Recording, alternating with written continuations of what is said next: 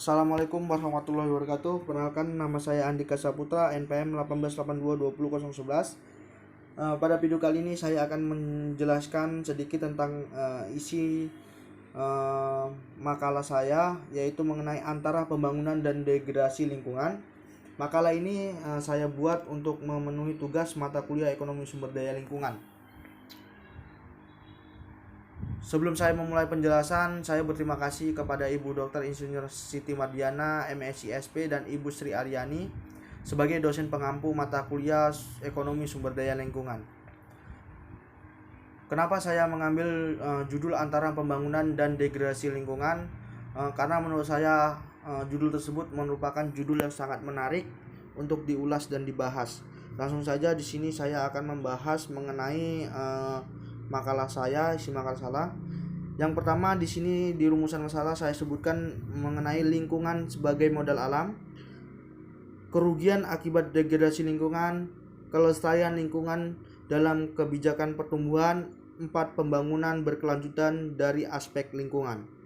Yang pertama kita akan menjelaskan mengenai lingkungan sebagai modal alam, di mana modal alam memberikan kontribusi yang amat besar bagi pembangunan dan kesejahteraan manusia. Istilah modal mencakup fungsi-fungsi penampungan yakni udara dan air sebagai media penerima bagi polusi yang dihasilkan manusia, serta hutan-hutan dan potensi laut menjadi penampung dari polusi yang ditimbulkan industri-industri kendaraan bermotor, alat-alat rumah tangga dan lain sebagainya. Melindungi fungsi penampung ini adalah merupakan hal yang hakiki bagi kesehatan manusia.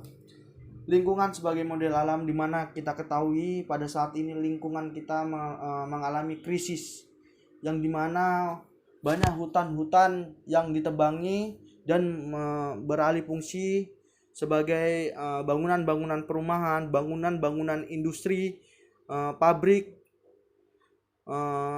dan alih fungsi hutan menjadi alih fungsi tanaman perkebunan seperti kelapa sawit, di mana banyaknya pabrik-pabrik, bangunan pabrik-pabrik membuat emisi asap yang ditimbulkan sangat besar dari segi dampak negatifnya. Tetapi hal tersebut juga kita dapat melihat sisi negatifnya, di mana dibangunnya pabrik-pabrik industri tersebut dapat menekan tingkat pengangguran yang ada di Indonesia.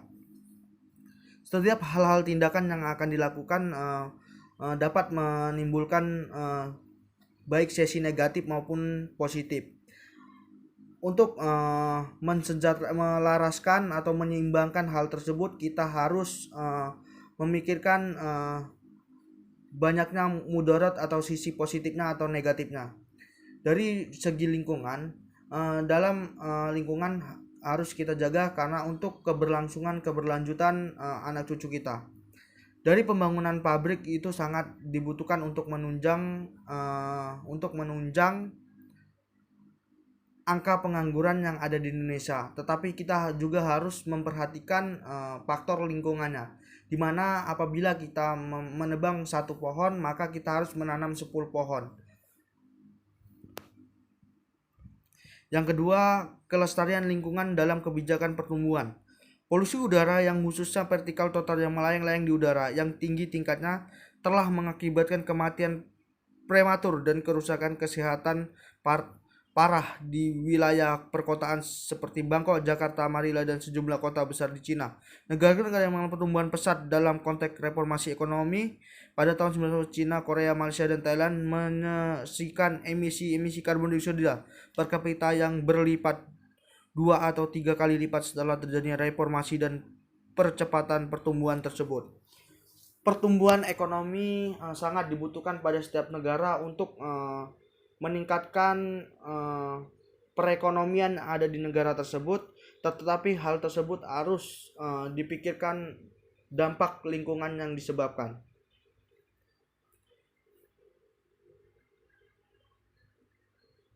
Yang keempat, di sini adanya pembangunan berkelanjutan dari aspek lingkungan. Apa sih yang dimaksudkan dengan pembangunan berkelanjutan dari aspek lingkungan? Di balik kebanggaan sebuah bangsa dalam menciptakan pertumbuhan ekonomi tinggi, dengan iming-iming mengejar ketertinggalan dengan negara lain justru melahirkan berbagai masalah baru yang semakin rumit dan berkepanjangan, baik dalam jangka panjang maupun jangka pendek. Lebih-lebihnya masalah degradasi lingkungan yang akhir ini sangat jelas kita rasakan bila kita mengkaji lebih jauh secara psikologis. Memang terdapat trade off atau alat pemuas kebutuhan manusia berupa barang-barang produksi dan jasa-jasa dan amenities, kenyamanan, dan keterkaitan dengan hukum kepuasan yang semakin menurun dari waktu ke waktu. Jadi, pembangunan berkelanjutan pada saat ini pemerintah gencar melakukan pembangunan berkelanjutan, tetapi tidak sedikitnya pemerintah tidak memikirkan dari segi aspek lingkungan. Mereka gencar membangun, tetapi aspek lingkungan tidak dipikirkan. Contohnya yaitu isu-isu yang sangat familiar pada saat ini, yaitu penebangan hutan di Kalimantan untuk dijadikan ibu kota negara. Hal tersebut sangat merugikan. Bahwasan kita ketahui Kalimantan merupakan provinsi dengan jumlah hutan terbesar di dunia bahkan. Dan pada saat ini sebagian hutan ditebang untuk dibangun atau dipindahnya ibu kota negara Indonesia di daerah provinsi Kalimantan. Hal tersebut sangat merugikan bagi keberlangsungan lingkungan. Mungkin cukup sekian penjelasan dari saya mengenai isi makalah saya. Apabila ada kekurangan ataupun kesilapan kata-kata saya mohon maaf, dan kepada Allah saya mohon ampun. Saya akhiri dengan wallahu muwaffiq ila aqwamit thoriq. Wassalamualaikum warahmatullahi wabarakatuh. Selamat